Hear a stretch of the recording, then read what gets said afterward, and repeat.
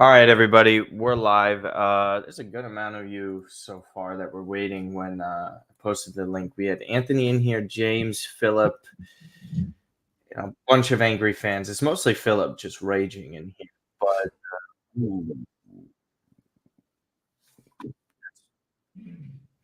sorry, the link was live on the thing. I was hearing myself twice, but we have Sabrina Belmonte back.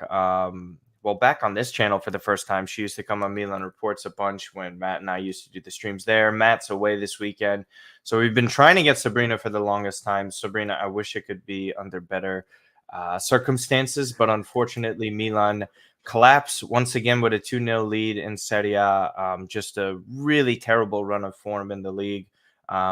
Taking everything away from what they just accomplished in the middle of the week against PSG. So yeah, overall thoughts about this while we have everybody join in the chat. Well, I thought, if we're going to play Lecce might be a bit of a banana peel, but I thought, no way after that performance midweek. That performance was amazing. I thought this is really going to pump up the players. We're going to play Lecce. Might not be the easiest game we ever play, but, I think we can do it. And then this first half, I was like, wow, we're doing it. This is like clinical. This is great. I had very few complaints. And then I saw Sansone warming up and I thought, okay, this is not going to go down well. And in the end, we were lucky. We should have lost that game. That was really lucky that goal that was a really off. fortunate. That was a fortunate call for Milan right at the end of that one. Just absolutely. I'm kind of out of words when it comes to this. The substitutions, I think, were the main reason for this. I understand if Calabria had an injury, that's what's being reported by Daniele Longo, but Musa in as a 20-year-old, out of position, 2-0 lead, where Lecce's strongest attacking points that entire match was through the flank. And you put someone like Musa in there where you have an experienced backup right back in Florenzi there. We didn't really... You thought, oh, okay, he's putting on Musa at right back, and Florenzi probably has to come on for Teo at left back because of the yellow card. But that's not the case. Teo plays the entire match. So, yeah, I mean, the substitution with that, I think that was part of it. I unfortunately missed the first goal from Lecce. I heard it was just terrible marking on a corner kick. Not surprised there with that. Your thoughts on the substitution? Just doesn't really make sense, right? Well, I remember, I don't know who said it, but someone said at halftime spaces, imagine if he put on Musa for Chukwueze. And you were like, no, he's not a right winger. There's no way he's going to go on for Chukwueze. And then he put him on for Calabria. And it's like, okay, I could kind of see what maybe he was thinking.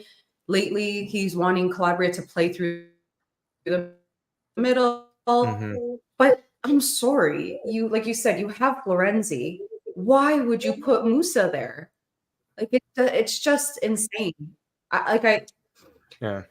This game should have been, yes, rotation. You don't have that many players. You're playing against opposition's a bit weaker. You have really high energy expenditure in the midweek game. But I'm sorry that the substitutions were stupid. They're just stupid. I mean, there was like, multiple how many players times do we do this? Yeah. It's not even the tired legs thing at this point. I don't understand why. Right? It's not all. Yeah. No, sorry. I think the connection is just a little laggy with the. It's not all on Pioli. Am I slow? Shoot.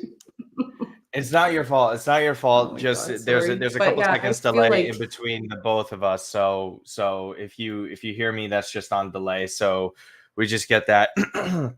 We'll just get to all the comments, and then I'll just let you talk, and then give it a couple of seconds for that to work out.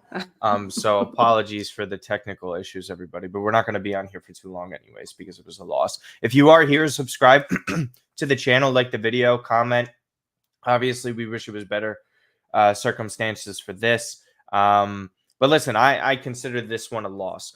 You can't come away with the two matches with Udinese and Lecce where Udinese, you're playing at home. The team hasn't won a game all season. You lose to them. Embarrassing. And again, with Lecce, you have a 2-0 lead. Your best two attacking player. Actually, everybody was out for this one in terms of attacking players. Giroud gets sent off, so he's suspended for the next fixture. Pulisic didn't even feature in this match, so that's an absolute disgrace. Because not a disgrace in the sense that like he's hurt, but the fact that if you had a 2-0 lead and you're able to get away with 3 points with these absences is really the main concern here. This wasn't even a matter of attacking issues this game. We probably could have had a third with Reinders, but this is why I had us finishing 3rd or 4th place this season, because the defense is untrustworthy. Whether it's the players in the back four or the midfielders in front of them. And I think today is more so about the midfielders. I'm sorry, even at the end when there's an opportunity to win the match, Rade Krunic was pitiful. I mean, some of these passes where they're just clear through balls to their teammates to do this and have an opportunity to score, they can't even get the ball to him. It's so amateur.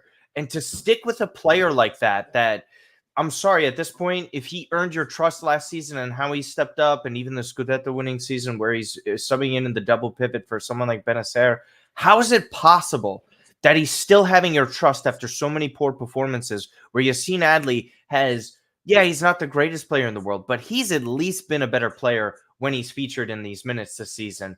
And for me, I don't understand where that consistency level of trust comes in with Pioli. I really don't understand it. I think this one, as much as it is on the players today, because we really can't take away from that. And unfortunately, Musa was set up to fail, in my opinion. You don't put a 20-year-old on where he's had so much success in the midfield and playing well there, that you put him out of position in a difficult spot. And again, get rid of the ball, Eunice. Okay, don't try and force anything there that gave away for that second goal. This was just so awful. Tons of mental errors that we consistently see over the tenure of Pioli's managerial career at Milan. And the same goes for these strength issues, because the muscular issues and injuries keep racking up. And I'm really tired of no one trying to point the blame anywhere. Someone has to be held accountable. I really don't want to say someone should get sacked, but someone should have to lose their job at this point. There has to be something, and I really don't want to be that person, because the club is great. I think they're respectable people in these spots, but I'm sorry, if you have this issue over multiple years, it's not even just a couple of months, multiple years now, someone has to get the sack. Someone does, because you can't keep going on like this. Because even if it's not even an issue of quality here, look at how difficult it is for them to just field a normal 11 and a consistent 11. It just, we're in November now. They're lucky they got off to that incredible start, Sabrina, to the season, because what are they going to do now? What are they going to do now? They basically wasted everything that they got off to with a great start. It was a really difficult schedule to start with the first 10 matches. And now that's all tossed out because of these garbage results in recent fixtures. So you go ahead with that while I pull up some comments. Yeah, plus we have the international break coming up, and we know that we always lose a few players whenever there's an international break. And I get that the players play a lot. Yeah. Like the players play a lot, but you don't see every other club having these kinds of issues. This is something that it's almost not exclusive, but we seem to be always having these issues. So is it an issue in the way they're preparing for matches? Nutrition, the workouts, the recovery, like it has to be something, because we can't keep going on like this where we're losing so many of our players that even the commentators are saying Milan are decimated by injuries. How many times have we heard that in like the last 5 or so years? We cannot keep doing it. It's ridiculous. I find it even more frustrating based off of the amount of depth that this club has now, where it shouldn't even be the case, where we were sitting there after all these signings saying, oh, wow, Milan's at least going to be okay if a player or two goes down. They don't really have to worry as much. Yet here we are once again dealing with multiple injuries in that midfield. The fullback depth is suddenly non-existent. And now they have to deal without Giroud for one match at the very least because of his double yellow, because of his argument with the ref. Let his emotions get the best of him. And you know what's crazy about that? You're probably actually going to see a trident of Okafor up top, or if he trusts Jovic over him, depending on how long Leão is out for now. There was an update here. Right flexor strain for Rafael Leão. Calabria had left flexor fatigue. Again, 2 more muscular injuries for Milan players here. Both will make an impression before responding to the call-ups of their respective national teams. That's the translation from Antonio Vitiello. So that's where we're getting everything via the source here. We'll try and get into some of the it's really hard to take away any positives, so I'm not really going to harp on that too much, Sabrina. Yeah. And again, everyone in chat discussing managerial changes. Again, we see that one link in the middle of the week to Graham Potter, Guaro Pass, I believe was the source. I don't think it's a strong source anyways. I still personally don't believe Milan are going to sack Pioli in the middle of the season. But somebody something. Like, right? Like, we have an owner in Jerry who says he loves to win. He makes changes in the management in his first full summer in control, right? And I'm not blaming fully Jerry on this, right? Because, it takes time to kind of settle in and build your culture when you take over an entity that's worth over $1 billion like Milan is. But with that, if you have no issue sacking Maldini and letting Masada walk out the door, why are we finding it so hard to sack the guys that can't keep our players healthy? Like, again, these are 2 muscular injuries. That has to do with strength and conditioning. That has to do with recovery. That has to do with nutrition. There are so many different factors going into this. But I'm sorry, these aren't like injury issues where players are tearing ligaments. We're talking about injuries that are recurring, that could add up over time. Like, we even have to hear Loftus-Cheek has to rest. Why? Because we give him a feature against Udinese, gets the full minutes against a PSG, where he's exhausting all of his energy, and rightfully so that we have to sit him for this.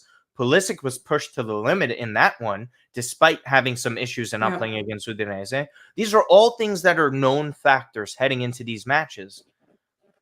And yet they persist. That you can't have that. You can't have that, because now Inter wins today, and I know some people just don't want to hear anything about the title talk and all this stuff because of what their expectations are for this team. And I didn't have them winning the Scudetto, but the standard should be the title. However, they're going to be like 8 back already in the middle of November. I mean, just like, what is your solution to all this? If you had to make a decision that possibly changes things here, what is it?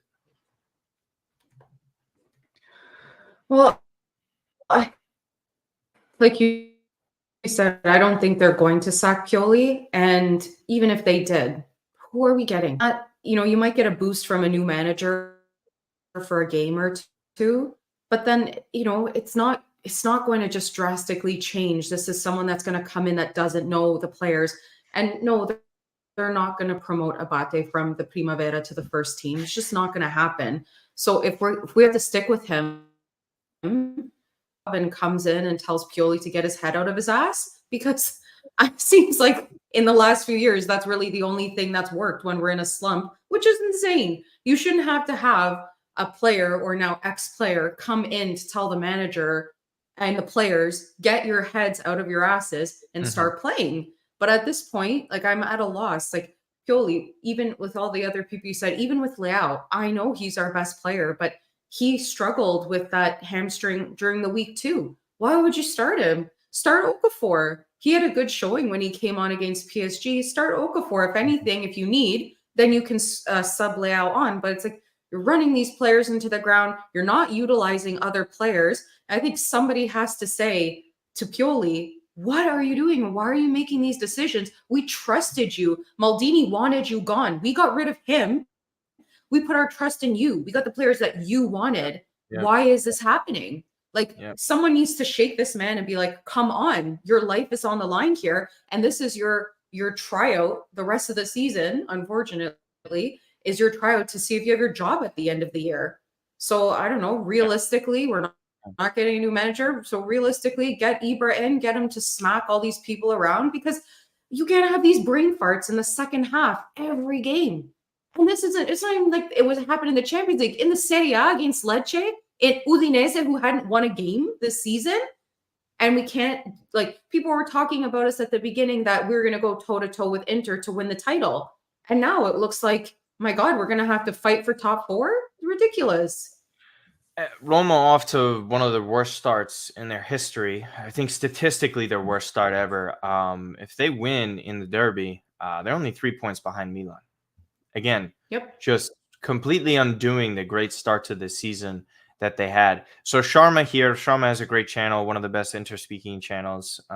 My personal favorite, if I were to have a favorite of inter-speaking channels. So subscribe to Sharma if you haven't already. But anyways, I WhatsApped him after Lecce scored the second and basically confirmed everything I know. And every Inter fan thinks this, and Sabrina, you know me for so many years now. Everyone thinks I try and put in reverse jinxes. I don't believe in that shit, all right? Everything's out of my hands. So anything I do or say has zero correlation to that. Because trust me, if I had that much influence, I'd be doing everything in my power to try and win us a treble every single year. That's just not the case. So anyways, Sharma says that Inter can't be trusted in these situations because of what happened 2 seasons ago. I understand where you're coming from, Sharma, but you're already building up a far better lead than you had a couple of years ago. I would trust this Inter more than then. I think Inzaghi's first season, it was completely in flux where your club was at in terms of, you're selling your best players after a title-winning season. And then you head into the year without Lukaku. So it was kind of a weird transitional phase. You only lost by 1 point. I know only a couple points separated us last year, but the way Inter and you guys are firing on all cylinders and the way Milan can't hold a lead for their lives. And I don't think, Sabrina, this is as simple as, get Benacer back in here and these issues stop. I mean, these are tactical problems, right? Like this is something that has been an issue for many years now, right? Even if we go back to the title-winning season for Milan, get a 2-0 lead, you felt a lot more comfortable during that title-winning season. And Sharma reverts back to that year. How about what we've seen from Milan the past year and a half at this point? The last 18 months, have they been capable of seeing out a victory like this? You go back to against the match against Roma where they blow a 2-0 lead in stoppage time. I think you start seeing it there. And even this time last year ahead of the World Cup where they were having this really condensed schedule and Milan were just bottling. Matteo Bonetti made this point on Twitter as well. I think he was talking to Frank Crivello about this, and he was basically saying, hey, Chukwueze is basically also telling the players, guys, let's slow it down. Let's stop making this a track meet because this is exactly what Lecce want in this type of situation. Lecce were the giant killers last season. Matt and I mentioned this. I mean, just inexcusable. Like to not keep your foot on the gas here. And I think people, including myself, are more frustrated because of the performance that you see midweek. If you know it's not sustainable energy-wise, then you have to be able to adapt and play different styles. The fact that Lecce can just come in and simply bully you for 45 minutes, right? And we're lucky we actually didn't lose it for a couple of reasons. The Piccoli goal, it was kind of soft. And then after that as well, Banda had a garbage finish when Magnan had the fantastic save. Don't get me wrong. If you actually look at the replay from the aerial view, Banda hits it into the middle towards Magnan. He doesn't actually try and place it in the corner where he should have, and that would have been a fine finish. I think that right there, again, is just like a microcosm of like how Milan got away with certain things. But I'll be honest, it's the midfield. I really do not like this midfield. I do not like the changes that Pioli comes with. We go from looking like a Rolls Royce with Ruben Loftus-Cheek in the midfield to headless chickens without him. The only one that steps up and plays well in the midfield today is Tijani Reinders. Pobega, completely mediocre at best. And then Krunic was a disaster. I thought Krunic was the worst midfielder of the bunch. And that's after the start that Pobega had. And I thought, like at least he tried to rally. He was making decent runs and at least being effective in the final third. Krunic, I don't know where to look, Sabrina, to say, oh, yeah, at least we have that. I didn't see anything from him. No, and I think a huge problem should be laid with management because, I mean, hindsight now is 2020 is probably a good thing that they got rid of Tonali. Otherwise, yeah, well, that's a great example because people want to complain about that. If with all this Tonali betting was here, stuff coming out, But you knew that Benacer. Yeah, but I'm sorry, I this don't know. lag is I so just feel funny. like they thought Krunic.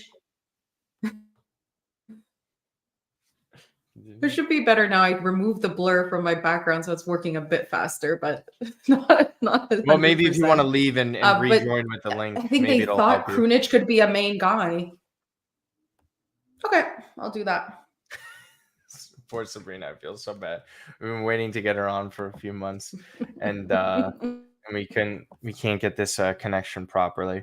So I'm gonna remove you for the time being. Just disconnect from the call. Perfect. All right, so we'll get Sabrina back in here in a second. Sorry again, guys, for this lag.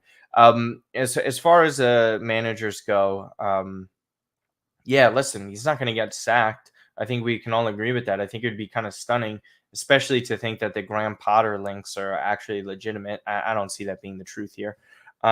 So with that, it's pretty damn difficult to just get excited about it. We do have a couple of comments. It sounds like Pioli has something to say after the match. Again, this is from Antonio Vitiello, one of the top reporters for Milan. Okay.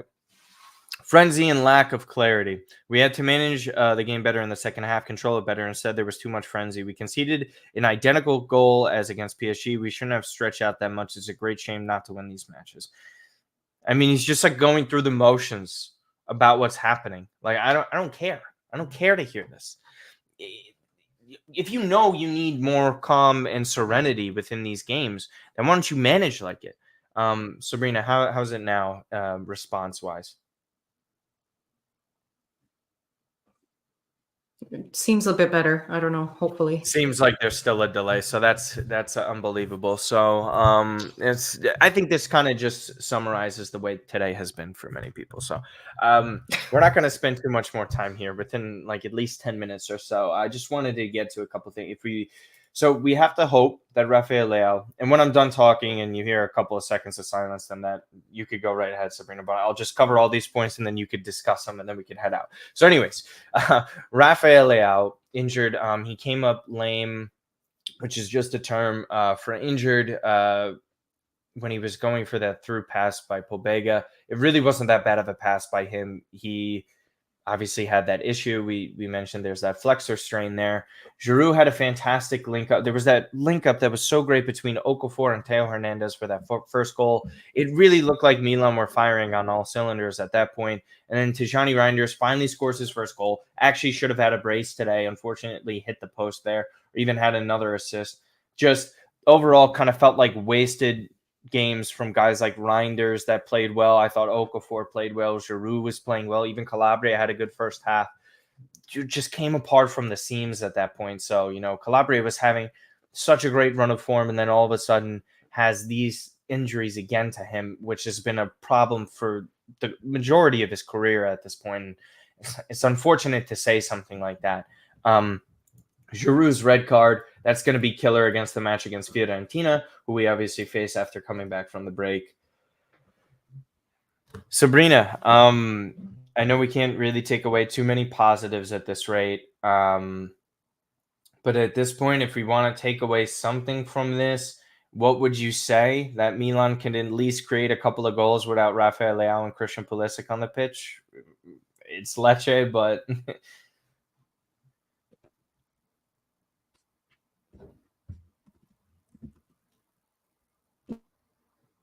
oh no, Sabrina's heavily behind on this.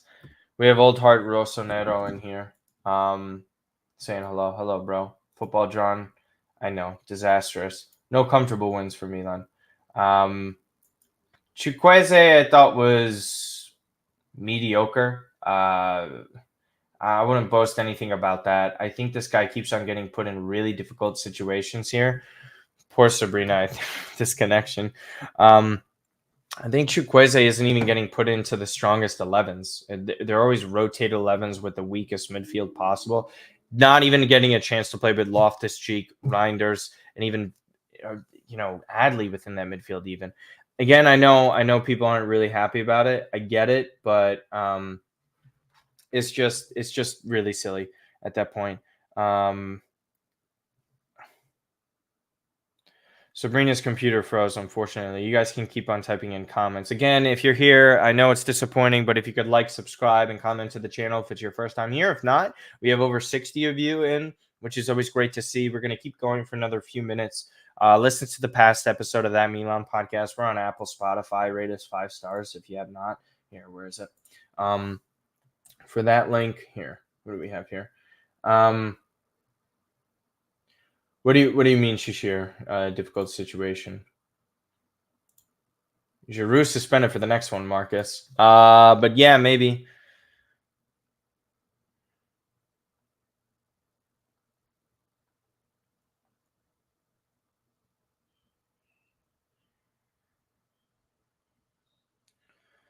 Because I have something to do in a few minutes anyway, so Sabrina there. Yeah, so only 2 points in the last 4 fixtures for Milan. I think Chuk just needs a consistent run of form. I don't really put too much of this on him today. Not particularly great, not awful either, to like really point that out. Guys, go sub to my friend, by the way. Does great work. We should really talk about our medical. Yeah, Xenon, if you want to go back to the start of the stream, that's basically the main complaint here. Again, guys, follow Sabrina if you guys have not already. She's at Sabri B10 on Twitter, so that's someone I highly suggest you guys go and watch. She does a great job. She's one of the kindest people on Milan Twitter, which sometimes it could be hard to find. But you know, that's kind of the way we go here. I don't think 4th place is in jeopardy. Regardless of what happens this weekend, Milan will still be in the top 4. You just have to get right. Again, I'm not making any excuses. It's just been utterly garbage these past few fixtures. I can't even get up or excited for that. So that's pretty funny for that one. Just trying to get a retweet from Santangelo. What's this? Like playing against Lecce is not difficult. I'm looking at his stats. He has 1 successful dribble on 6 attempts. You don't need Loftus to dribble. I never said he needed Loftus to dribble, but if we could actually get him within a strong 11, it's like the same thing that happened with De Ketelaere last year. And look how he's thriving with Atalanta. It's about putting him in position with the best players to get that consistency so he plays great. Like Leão gets injured. He doesn't even get to play off of him. Pobega's in the midfield. Like Krunic is in the midfield as well. He's played with Giroud there, but like, where is this level of consistency supposed to happen to him? That's my problem. I get where you're saying, Shishir. Like, he shouldn't be struggling like that, but I didn't think he was awful either. You know, Anthony, thank you. I appreciate it. Yes, this is exactly it. And exactly what we've been saying is like, you do a great job of doing fantastic for the first 10 runs of games, position you well enough to put yourself into the top 4 for next season, slip up. Completely slip up with that. Not good. Krunic was terrible, Aziz. 100% agree with that. I don't think there's anything to really argue against it. How are we supposed to challenge anything with Krunic playing every game? Listen, if he doesn't want to trust Adley, then I don't know what to say. Benacer cannot come back soon enough. Honestly, I'm down to sell Krunic immediately. Nothing in the league is in jeopardy, and now they're coming back up. It's a long way. It's a long season. I think Milan have quality within the squad. I don't think they're going to be going deep, obviously, into the Champions League. That's if they get out of the group. There's still positives to take away. Again, I think there's standards and there's expectations. I think there's a difference between standards and expectations, right? So for me, the standard at Milan should be to win every trophy possible every single year, right? That's the way we want to aim things. As far as expectations go, we look at the squad, we look at the issues that they have over the past 2 seasons. And for me, expectations should be top 4. I don't expect them to compete more than that. If they won the title, I would have been ecstatic. They don't have an elite goal scorer. They're thin at fullback. They have plenty of defensive issues, especially centrally with the midfielders. Reinders, Loftus-Cheek, good signings. They've done very well. I think there's the difference, though, where those guys go out, where Reinders has to play every single match, by the way, guys. We don't even talk about that. So what happens, knock on wood, it doesn't happen, if Reinders goes down and we have to deal with that. That's the sort of stuff. In that point, just start Musa from the start in this one, in the midfield. Then sub on other players. You have to try and figure out ways to control the games. Pioli, I think, has done a poor job in-game this season of that. Prior to matches, setting up tactically for certain games, good. But today made no sense, guys. Today makes no sense. You can't go into a match where Musa is 20 years old and playing right back for the first time in his career, and you're playing against a side in Lecce where they're attacking so well down the flank, and you can't get anything going there. No. Can't do that. Can't do that. Really bad. Really bad. And the giveaways by him were poor too. But again, this goes back to this. The manager always sets up players for success and failure. And I think today Pioli exemplified why he did such a poor job of setting them up for success. Today was all about setting up his players to fail. And I don't understand how you do something like that when it's a 2-0 lead and you were in control of that entire game.